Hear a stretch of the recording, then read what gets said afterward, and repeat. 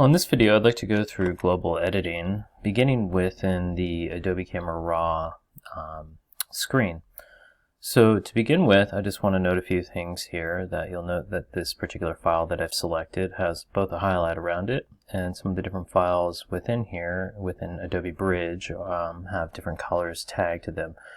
That's going to be located up under labels. Apologies that the recording software won't allow me to do that, but it's going to be up on the top up here under labels, and you get several different options, and generally I'll just do that by using the command feature or control feature on a PC and then selecting different numbers. That's going to be 5 is going to be red on my particular setup, 6 is going to be yellow, and so on.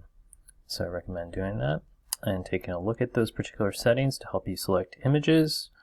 Right now I'm going to go to Command R, or I'll go up to this little aperture feature up here to launch this, and that's going to be Command R, Control R to launch it into Adobe Camera Raw,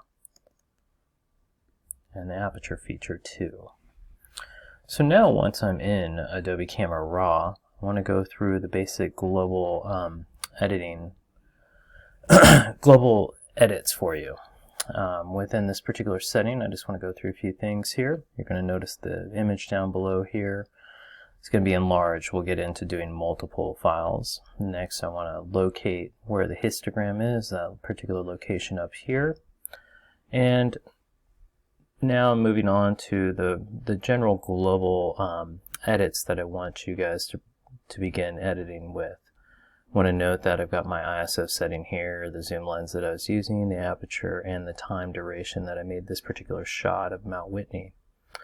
And going in here, what it's going to generally do is as shot, and that's fine for this particular setup. And basically you're going to be doing perceptual editing. Perceptual editing is where you go through and change these sliders based upon what you're seeing and responding to those particular edits.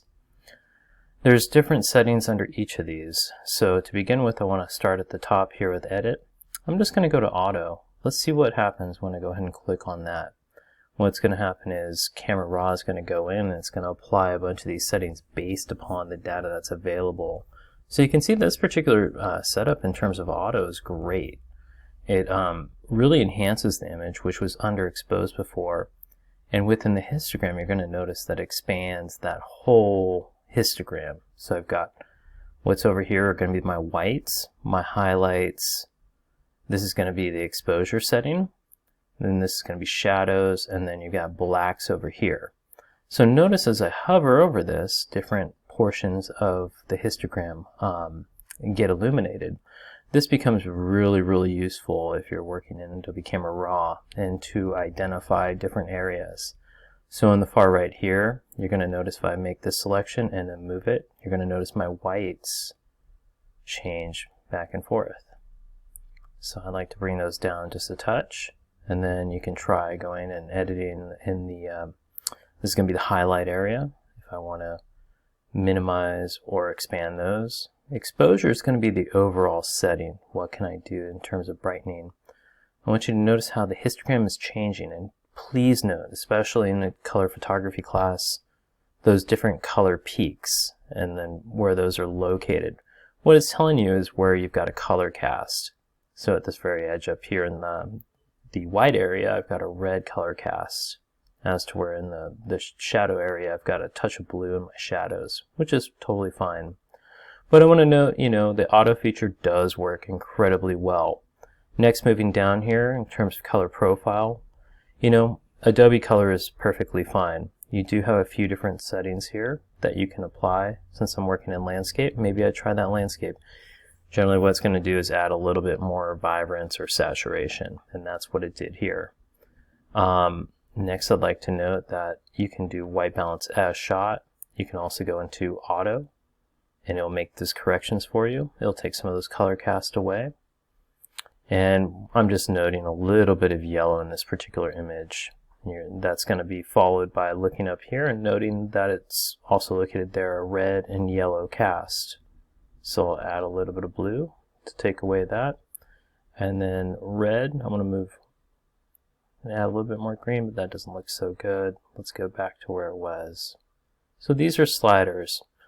By hitting the auto feature, they went and already populated. So let's go ahead, and we can always reset any of these by tapping on them. And then I'll do a Command Z to redo it. That'll go one step back. And if you don't like any of these settings, once again, double tap on it. And then a Command Z to return to where you were at previously. The last thing I'd like to cover in this particular movie is saving these particular features. And by doing that, if I go ahead and hit done here, that's going to apply the changes and dismiss the dialog without opening the image. So that's generally what I want. I just want to look at this bottom one in terms of vibrance and saturation, and I'll go ahead and hit done. And now going back into Bridge, you'll see that it's updated and the file now has this little icon up here in the upper right hand corner saying that I've made some global changes. So once again, global changes are to the overall image. I'll be getting into localized changes where you're changing and adapting certain areas, much like burning and dodging, things that you've done, I'm hoping, both within Art 82 and definitely within Art 19 in the darkroom.